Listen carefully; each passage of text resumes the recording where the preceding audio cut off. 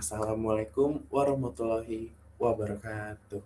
Semangat pagi untuk kita semua. Di sini dengan saya Christian Abednego bersama rekan tim saya, Hana Nafatul Solihat, Kansa Siva, Surya Darmawan, dan Amanda Nafisa Samil. Di sini kita ingin membahas tentang buku Akademia Dunia Tanpa Indonesia yang dikaitkan dengan teori cultural imperialisme.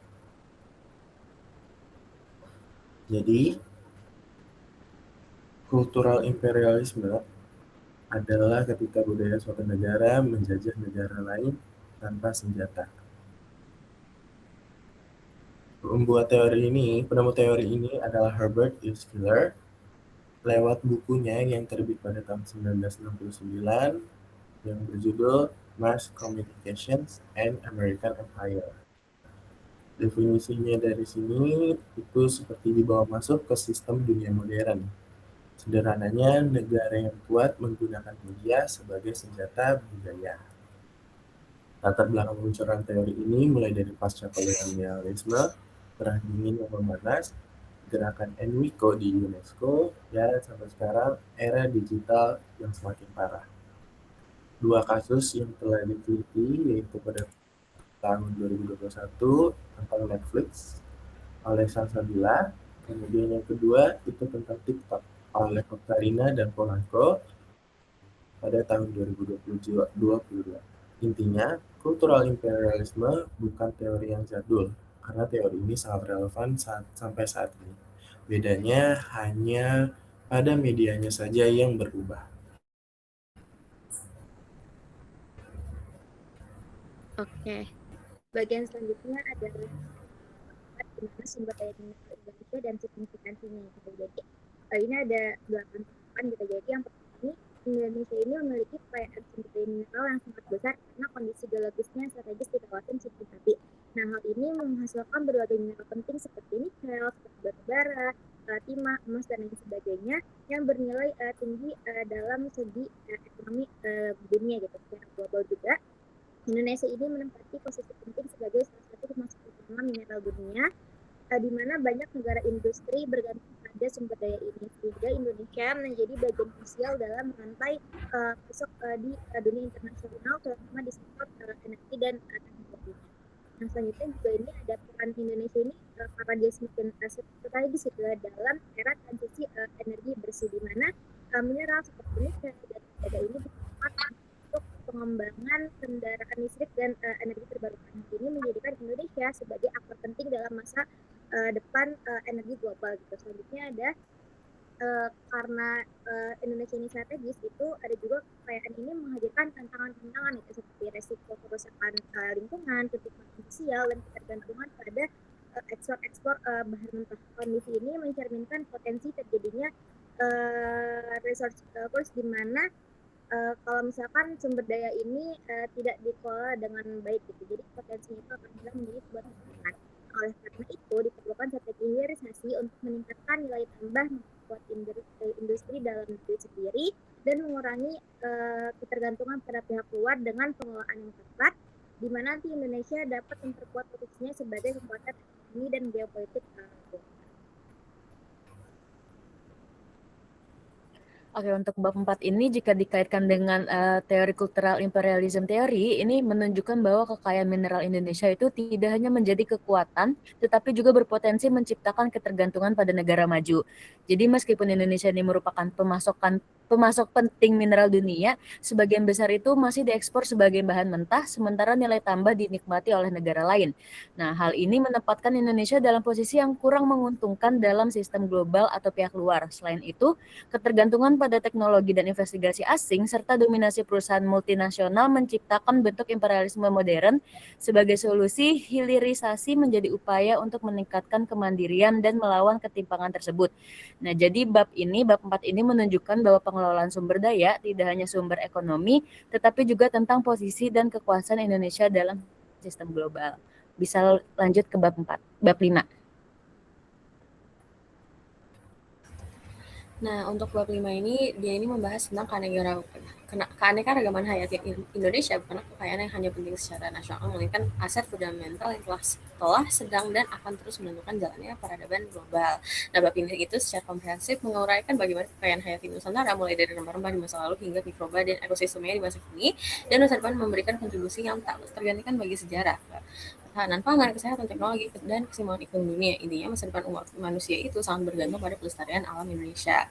Nah, kontribusinya itu apa aja sih? Nah, untuk kontribusi signifikan atau historisnya, itu pertama ada rempah-rempah, di mana tahu sendiri kalau dulu itu zaman penjajahan sempat ada penjajah Eropa itu datang ke Indonesia untuk ngambil rempah-rempahnya, ya kan. Nah, itu terus juga untuk komoditas pentingnya, pengetahuan dan inspirasi ilmiah juga. Nah, untuk signifikansi kontemporernya itu apa sih? Hutan, gambut, dan mangrove Indonesia itu menyimpan 3.000 miliar ton karbon, setara emisi dunia satu dekade, dengan gambut menyerap karbon 26 kali lebih banyak dari hutan biasa. Sumber solusi medis juga ketahanan pangan global.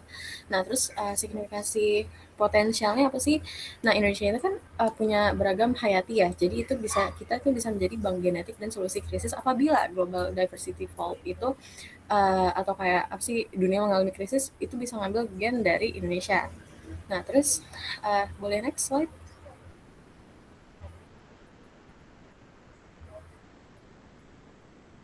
Oke.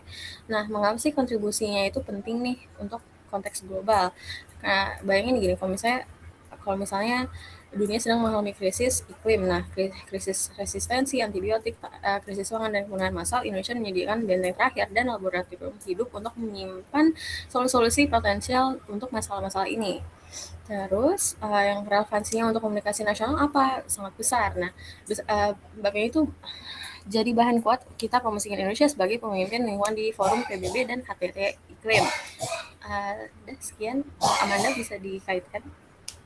Oke, untuk bab 5 ini berbeda dengan bab 4 yang tadi membahas mineral. Kalau bab 5 ini, jika kita kaitkan dengan cultural imperialism theory, ini menunjukkan bagaimana kekayaan hayati Indonesia tidak hanya bernilai global, tetapi juga rentan terhadap dominasi dari pihak luar atau dari pihak global itu sendiri.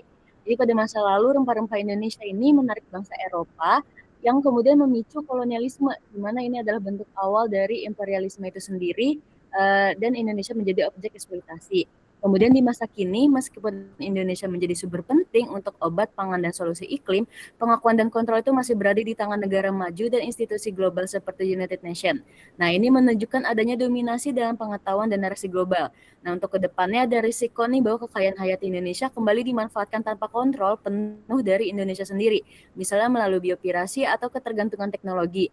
Nah, jadi bisa disimpulkan bahwa bab ini tidak hanya menjelaskan kontribusi Indonesia, tetapi juga mencerminkan dinamika imperialisme budaya sekaligus upaya untuk melawannya. Bisa lanjut ke bab 6. Oke, selanjutnya adalah bab 6, yaitu mengenai hutan tropis Indonesia dan signifikansinya bagi dunia. Jadi sebenarnya apa sih yang terjadi di dunia ini?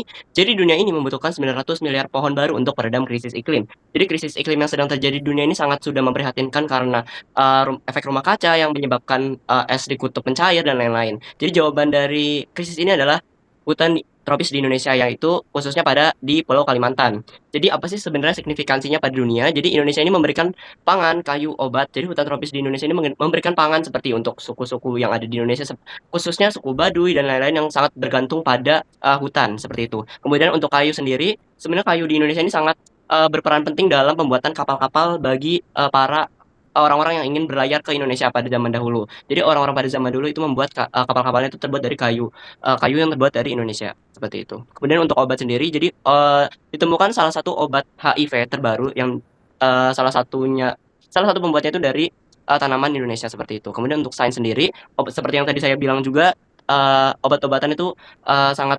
berpegang teguh pada hal yang ditemukan di hutan tropis Indonesia seperti itu. Kemudian untuk budaya itu sendiri, seperti yang saya tadi bilang, kayu yang di Indonesia ini dibawa diekspor ke luar negeri dan akhirnya menjadi sebuah infrastruktur yang salah satu contohnya itu pembuatan istana di Siam.